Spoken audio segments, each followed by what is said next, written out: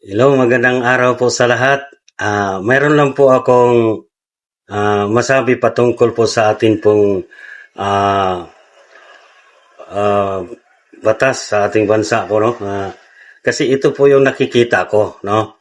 Na yung dati kasi sa probinsya, tuwang-tuwa po kami na mayroong mga kabuti na maglabasan, no? Maglabasan, may season yan eh. Alam ko may season, sabi ng parent ko may season yung paglalabasan ng kabuti. No, lalo na yung tag-ulan, yung maulan-ulan at saka yung may kulog at saka kidlat, sabi ng magulang ko, yun, may kasigurado bukas may kabuti nito. So, napansin ko parang pumasok sa isipan ko na para yung mga politiko parang kabuti rin pala, no? Kasi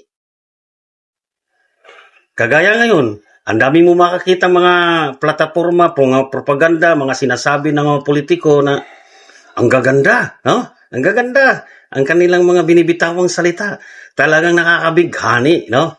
At halos lahat po sila talaga na napakaganda po ang kanilang mga sinasabi. Pero siyempre naman, hindi naman po sila pwedeng iluklok lahat. Kasi may pagpipilian eh. Kung pwede lang sana sila lahat ang uupo, at talagang iboboto natin lahat. Kaya lang, mayroon pong selected eh.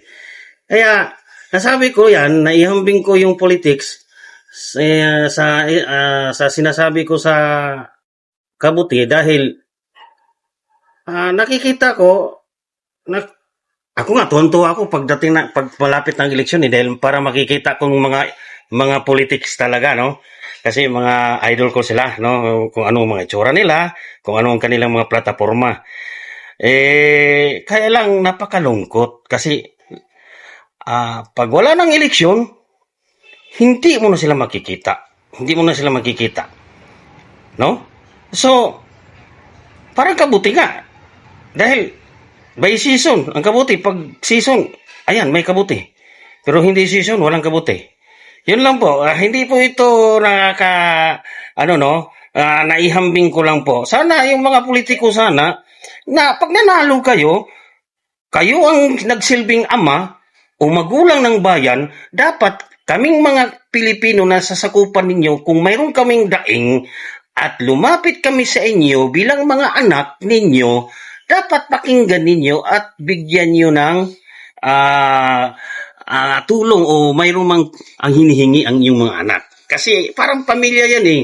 No? Baka may mga politics dyan na basta na lang tumakbo at hindi nila iniisip ang obligasyon sa sarili nila. No? Kung ikaw ay tatakbo ng politiko, dapat isipin mo na ikaw ay nahambing sa isang magulang. Na sa loob ng pamilya, kung anong kailangan ng mga anak mo, responsable mo yun. Di ba?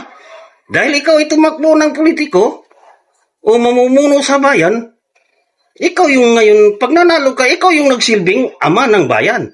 Kaya kung ano ang daing ng mga tao na nasasakupan mo, dapat pakinggan mo at bigyan mo ng katugunan. Di ba? Di ba? Maganda yan? Kasi maraming mga tumatakbo dyan. Hindi nila naisip yun na pag sila ay nanalo, ay tatayo na sila bilang magulang sa kanilang nasasakupang lugar. Yun lang po, follow on sir.